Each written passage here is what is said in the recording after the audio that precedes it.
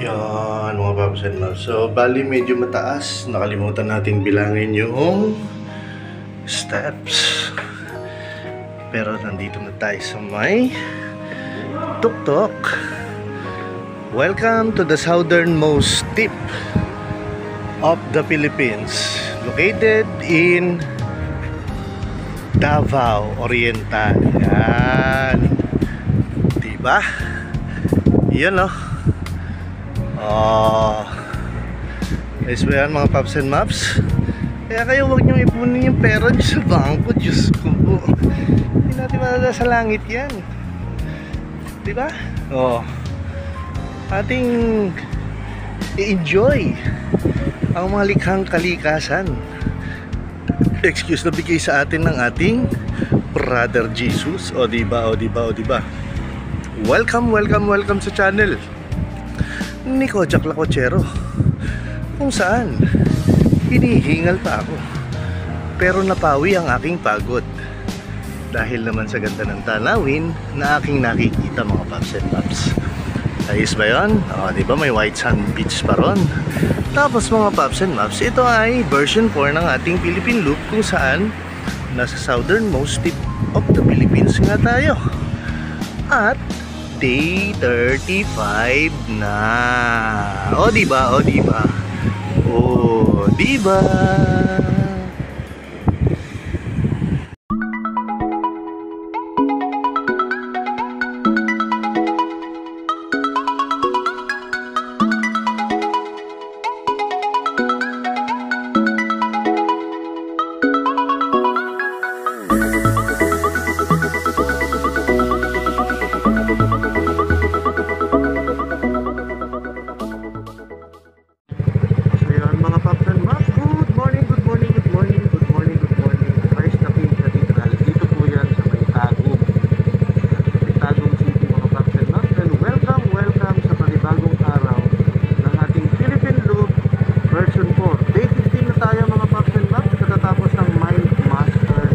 O diba, o diba, o diba mga paps and maps, 5,000 kilometers.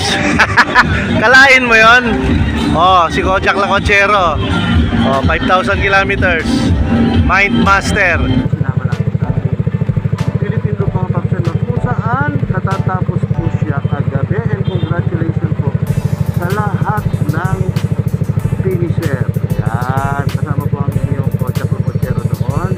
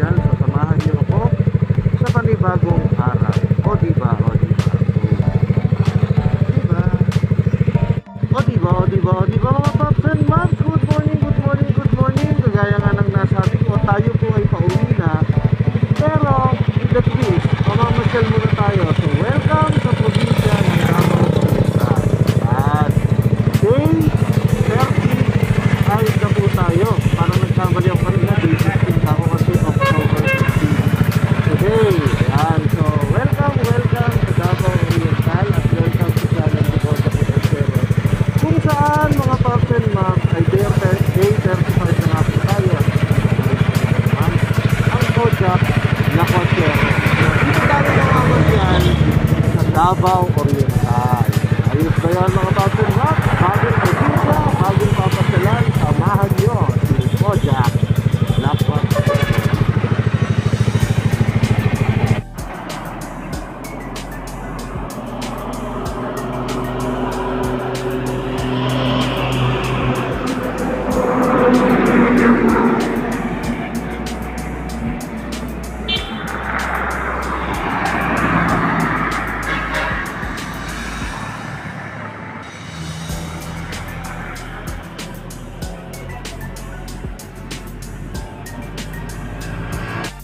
O diba, o diba, o diba mga paps and maps? Bayan ng Governor Generoso dito sa Davao Oriental.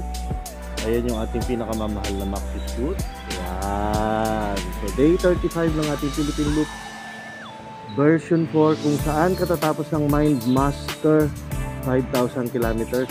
Side trip ulit tayo rito mga Paps and Maps. So yan mga Paps and Maps, yung day 35 ng Philippine Loop version 4 natin. Tang ina, akala ko kung paano yung manibela kanina. Sumagko pala to, nalaglag yan. Naputol. Pa-check natin pag ikinabit kung buo pa. Kasi kanina bumubusina pa, biglang nawala eh. Tapos nung liliko ako sa may munisipyo, muntik akong tumumba dahil hindi lumiko yung manibela. Ayan, pagawa lang natin kilabosin bago tayo ng Cape San Agustin.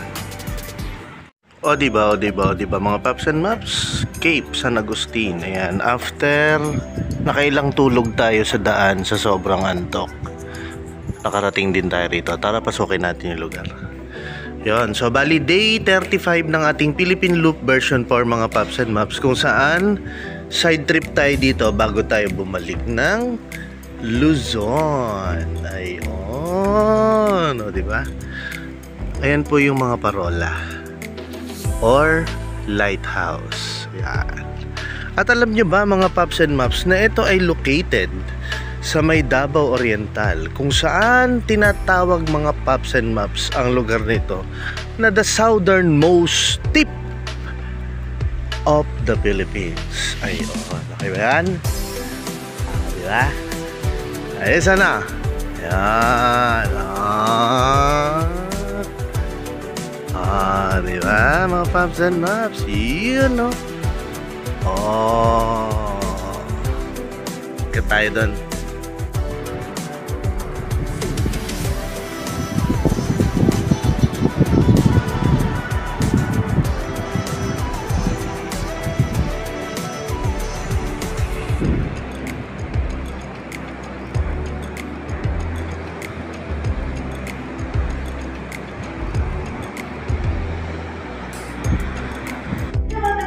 Yan mga Paps and Maps. So bali medyo mataas, nakalimutan nating bilangin yung steps, pero nandito na tayo sa may tuktok.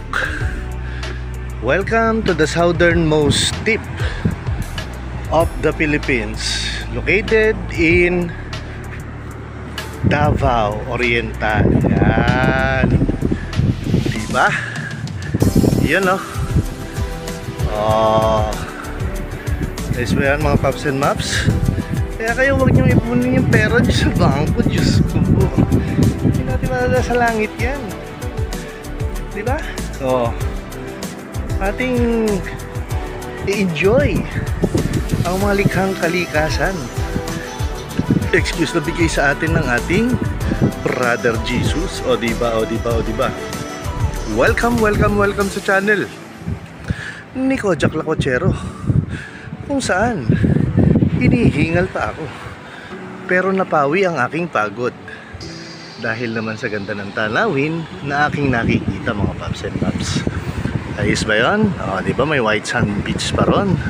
Tapos mga Paps and Maps, ito ay version 4 ng ating Philippine Loop, kung saan nasa southernmost tip of the Philippines nga tayo. At day 35 na. O diba, o diba, o diba?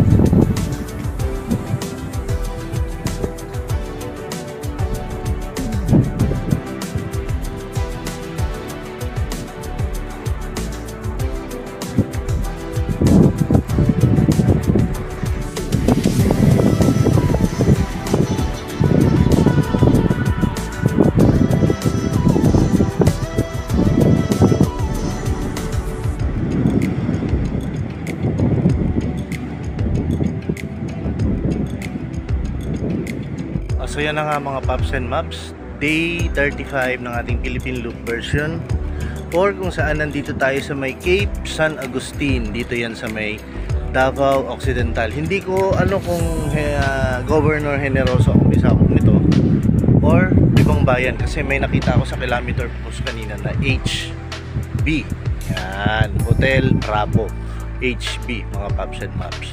Tapos mula dun sa junction ng Mati papunta rito ay around 66 kilometers. Ayan. So ang daan natin, pabalik ulit tayo ng Mati, and then abangan nyo yung mga susunod na araw dahil hindi pa tapos ang Philippine Loop version 4 natin, dahil uuwi pa tayo ng Luzon at marami pa tayong pwedeng puntahan.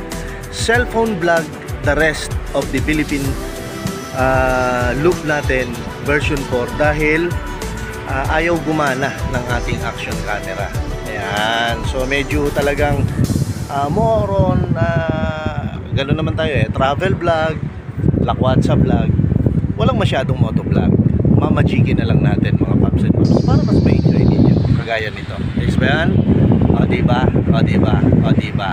Don't forget to subscribe. Kay Pajak Lakwachero para na sa kung meron na tayong next destination ngayong day 35. Time check. Mag-aalas 4 na ng hapon. Diba mga Paps and Maps, nandito tayo sa may coastal road ng Governor Generoso sa may Davao Oriental, saan galing nga tayo dun sa may tatlong lighthouse. Ayun, merong fish port sa mga Paps and Maps at day 35 pa rin natin Philippine Loop version 4, kung saan grabe ang antok ko, naramdaman ko ng pagod na nag-9 master tayo. Ayun natin pinakamamahal na nga. Okay mga Paps and Maps, yan. Time check, alas 5. Andun yung sunset. Ayun, sayang hindi natin inabutan yung araw. Nakikita ko kanina, kaya lang nandun pa tayo sa may walang magandang view. Tara na.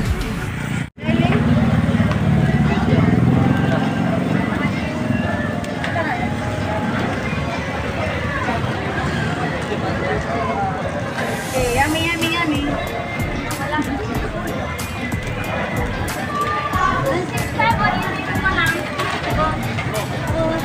So yan mga Paps and Maps, tindahan ni Jendon sa Baywalk. Ayan, nandito tayo sa may Mati. Yan yan. So kain tayong tuna ngayong day 35 ng ating Philippine Loop version 4 mga Paps and Maps, kung saan nasa Mati na tayo. Ayun, tapos andun yung iniihaw.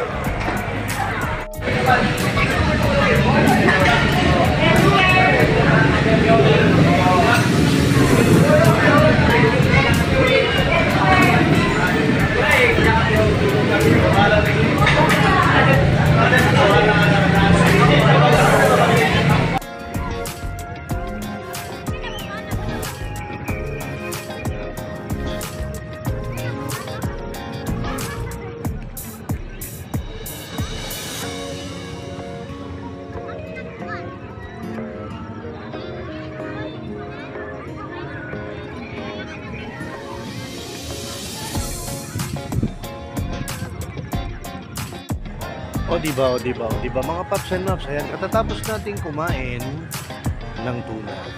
Ayan, nandito tayo ngayon sa may Baywalk nila, I Love Mati. Ayan, iikot lang natin, napakaganda ng Baywalk nila. Medyo marami lang tao rin sa may gilid ng dagat. Ayan, so day 35 pa rin tayo ng ating Philippine Loop version 4 mga Paps and Maps. At katatapos nga ng Mindmaster natin, 5,000 kilometers ng Moto Tour Adventure ng Tagum City. At ngayon, nandito tayo sa may Mati, kung saan mag-good night na tayo. Abangan niyo bukas ang day 36 kung anong surprise.